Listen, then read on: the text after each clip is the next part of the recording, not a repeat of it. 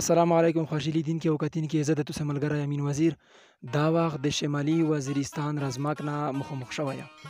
دا وخت ملګري زه چې په کوم ځای کډې شوي لوړ د دغه غره د دغه ځنګل نوم دی فوای. فوای چیرته پرته دی؟ فوای د رزمک په مشهور غري نه یو غار دی چې دا مهاجر بازار ته چې کله ورسې به د مهاجر بازار نه په ختیځ باندې اني د ختیځ په سایډ باندې چې په نیم کیلومتر یا کیلومتر چې کله ته مخ شلور شي به دا غار ته مخ شروع شي. دا غار د مدخل چې کوم یو اړیکه نه منعقله ده د بوراخیل او د وزیر قبیله یو اړیکه کله د مدخل د دغه ملکیت دی.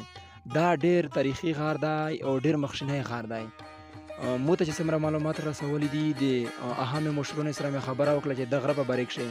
چې د غره نه بیخي اني نه سیک لرګي وروړي او نه یې لنډاوي او نه یې کټاهي کو څه وجه کېدلی شي دی وایي چې د پلرا د نیکه نه میشته په میروث چې پوتې دی ډېر اهم غار دی او په دا باندې میش خپله په بندي سره لګول یې د یوې پخې اجازات چاته نشته د یوې پوڼې اجازات چاته نشته چې د دغه غره د څېړۍ د دغه ونې نه یې ار پرېږدو. خو ملګري ډېر په افسوس سره زه دا ویل درته غواړم چې دا څه مینده شي د یوې مودې راهیسې د غره په سر باندې یوه کیله جوړه کړل شوې ده د ریاست لخوا چې په دغه ځای کړی شي او مخکې آرمي وه او نن سبا ایپ سي دوب شي. ایپ سي ول چې کوم کسان دي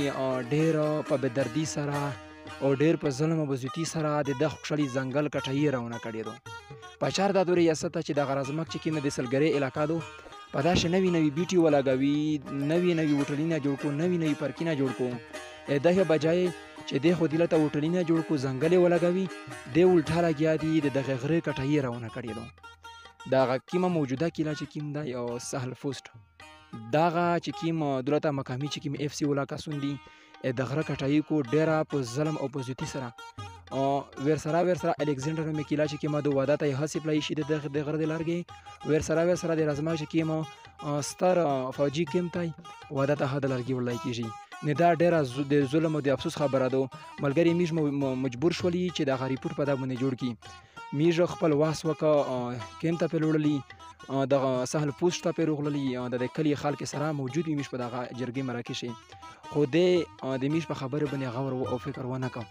نېره د کلي مشرونو دا وینو وه چې په چا چې په دا باندې یو ریپورټ جوړ شي. میږ وغوښتل چې وزیرستان غږ د مظلوم ولس اواز دی په چار دا چې میږ اواز اوچت کړي. نن ملګري زه بالکل یوازې او تنها روغلی او د غره ته وغځي کړي ته زه د رسولو کوشش کوم چې د دې د کیلې سره کومه نږدې ایریا ده د څېړۍ چې کومه کټایي دې کړې ده هغه زه ویډیو درته ځینې راوښله حالانکې اختراف ته خو د تلې اجازات نشته خو زه په دغه ایسوبه باندې راوتلی یم چې د مونه اوزا ورکه شوې ده انې د مو مول ورک شوی دی. زه خو منې په هغه شی روغلی یم هغه غوړه نېره په دا بونه باندې که مو ته مکامله شوله نېره تاسو ته زه دغه حقیقت مخ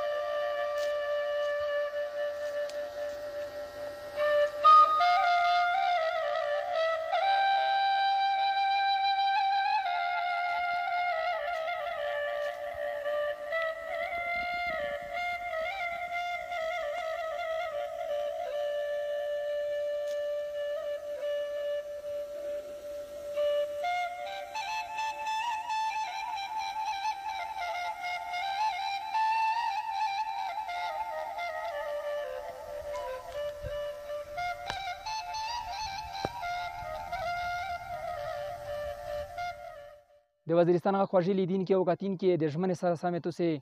په هغه ونې او بیټې باندې وګرځولی سئ کوم چې د ریاستي ملیشې لخوا پرې کړلې شوي وي. خوږې لیدونکي او کتونکي د دې ځنګل چې کوم د دې ونې پرې کولې چې کوم مهم ریاستي چارواکي شریک کړی دی که دا داسې شری وي نو په ډېر نږدې وخت شو د وزیرستان کښلي کښلي ځنګل د مځکې د مخ نه ورک شي او دغه شنه شنه غرونه و په تیر تیر غرونه او په خړ خړ غرونه باندې بدل شي او دغه کومې شنه شنه ونې پې ویلوړې دي دغه ونې و ډېرې زر ختم شي. نو حکومتي چې کوم اعلی چارواکي دي دا ته پچار دو وزارت جنگلات چې کومه اداره دو و دا ته پچار دو چې په دغه خبره باندې یا په دغه فعل و عمل باندې اکشن وخلي او په حرکت شروع شي د دې ځنګل چې کومه کټایي راونه دو د دغه مخنیوی وکړو. خوږې لیدونکي او کتونکي دا و د میاشت د نن ورځې خپرونه چې بله خپرونه و تاسو ته راوړي تر هغه وخته پرې خپل کوربه خپل ملګري امین وزیر ته ورکړي اجازه.